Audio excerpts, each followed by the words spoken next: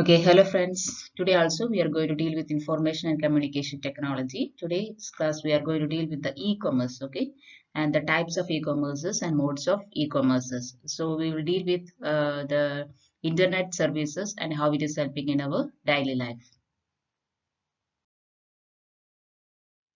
So first one is the types of e-commerce. E-commerce is electronic commerce. That is, we are doing our business and all through the internet. Okay, that is meant by E here. That is, first example is the e-business. Okay, first type is e-business, conducting business through the internet. Internet is using for doing the different kinds of businesses because there is no we have no direct contact. Okay, no face-to-face business is going on. We are doing all the things through the internet. That is what we are doing here. For example, Amazon, they are selling the products all through the internet only. Next is e-administration, use of information and communication technologies for the administration purpose. Administration, we are taking care of an area. Okay, that is what we call as administration. A power for doing that is called administration, and it is doing by using the technology. Different type of technologies are using for making the power of over a business or something. That is what we call as e-administration, and for that they are using the internet. Okay. Next is e-services, to bring the state and citizen closer by online services. We know that nowadays if you want to get some Aadhaar, okay, if you want to get some other services, we can do it through the online. Okay, to get a ration card or something, if you want to change something, we can do it through the online services are available for us. Okay, this is what we call as e-services. It will bring the state, that is the government, as well as citizen very closer. This is known as e-services. Okay. So three types we have now told, that is e-business, e-administration, and e-services. Next is e-governance. E-governance. What is meant by e-governance? To improve the ability of the government to the society through it to reach development goals of the government. That is, we know that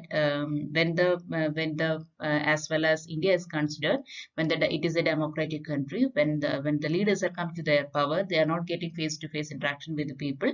So what they are doing is that their powers are they are investing it through the different kinds of medias. Okay, so here e-governance is it become a transparent area for the citizens. They are getting the clear ideas about what is happening in the governing system, and they come in touch with the people. Okay, that is what is happening. And to govern the things, to improve the ability of government and the society to reach the development goals, they are using the internet. Internet is using for making the transparency in the governance. That is known as e-governance.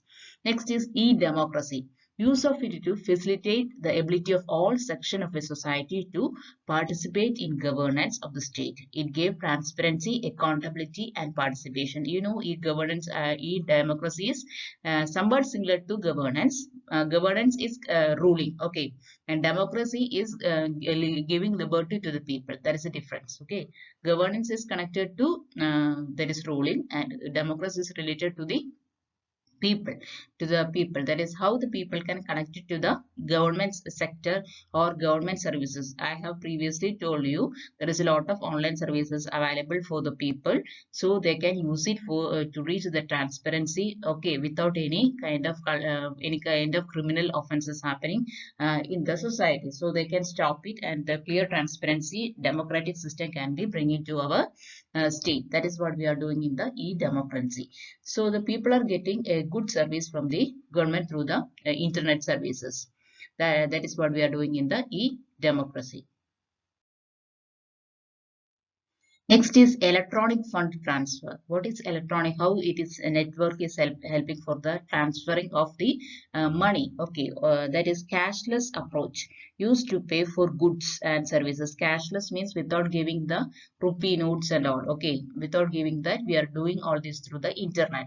Electronic banking is one of the one among it. Electronic fund transfer, to transfer fund directly from one account to another. Okay, from one account to another, they are transferring the money directly through the internet, and there is no usage of the cash. That is known as electronic fund transfer. Next is internet banking. It is another type, that is online banking. Those who have the, most of them have the bank accounts. So you have an idea, when we go to the bank, they say that we get an internet bank. Then it is easy for us that we can, by sitting at home, we can transfer our money. We can have the ability to receive the money from someone else also. It helps customers to do financial transaction on a secure website operated by the virtual bank. Each bank have their own app or something, so by using that we can do our financial transaction. It is known as internet banking. Okay. Then e-marketing, marketing of products or services over the internet. Marketing, we have seen, when you go through the websites, okay, through the websites you can see that different kind of products are marketing. They are giving a lot of advertisements there. Marketing can be seen there, and they are also providing services for the people. So e-marketing is the area where we can see the internet, the advertisements is there, marketing is there, and they are also providing the services also. That is what we call as e-marketing. Then e-procurement. What is meant by procurement? Supplier exchange. Here, what the need is, that is giving. That is known as procurement. E-procurement or supplier exchange. What does that mean? A system that can connect companies. Okay, it is a system that connect to the companies. Different business companies are connected, and their business process directly with the suppliers. They are giving it directly to the suppliers without any mediators between them, and managing interactions through the internet. Okay, the companies have the transaction directly to the suppliers. Okay, so they get the product in less cost, and there is no mediators in between them, and they're managing all this is doing by the internet itself. This is known as e-procurement. Okay, so these are the different types of e-commerce. Next is modes of e-commerces, different modes. What are the different modes we have to see in the commerces? That is in between, to whom it is doing, who is the benefitor, and who is the person who gave it. That is the donor as well as the receiver. This is what we are see in the modes of e-commerce. That is, first one is business to customer. That is B2C. That is an equation we can see that B2C means business to customer. Sell the products online to the customer directly. That I told you, in the Amazon itself, we can see that the products are directly they are giving to the customer. That is business to the customer directly. Okay, that is the first type of mode. And second is business to business. Sell the products from the manufacturers to the retailers of wholesale. For example, if the dresses are manufacturing in a company, okay, in a production company, and what they do, they are doing the business to the retailers or the wholesale business people. They are giving it directly. Okay, it is through the e-commerce. Okay, that is through the internet, that business to business type, from the producers to the wholesale people. That is what we known as business to business people.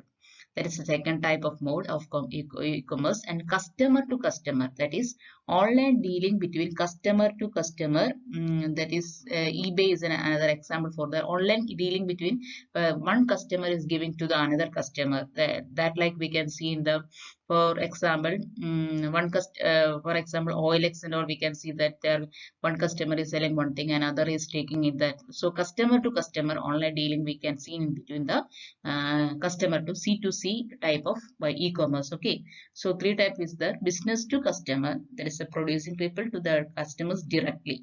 Okay, so they will get the best income out of it. Then business to business means producers to the wholesale people or to the retailers they are doing.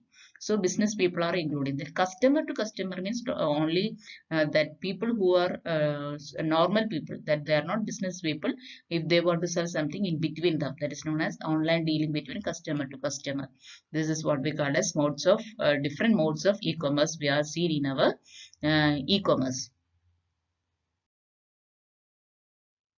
The next is peer-to-peer. Peer-to-peer, P2P is known as assist people to share related computer files and computer sources. That is sharing of files from one computer to another for of the same age group, and they are doing the businesses. Okay, assisted people, they are helping the people. That is known as peer-to-peer type of e-commerce modes. Next is m-commerce. That is m-commerce means mobile commerce. That is when we have a mobile phone. That is transactions with the help of mobiles. business with the help of mobiles. We are using the mobiles for different kinds of commerces, that is known as m-commerce or mobile commerce. Now we get an idea. There are five modes is there for the e-commerce. So this is very small class. Okay, it is only dealing with e-commerce. Okay, different types of e-commerce and modes of e-commerce. So it's an area they have asked to study for the UGC next net exam. Those who are commerce students, they are easy for them. For others, it is a different area. So just understand that what is the important words connected with it and how it is using, and that only you must know about it. Okay, so study well. Don't forget to subscribe this channel. Stay on with me. Okay, we can meet on the next class.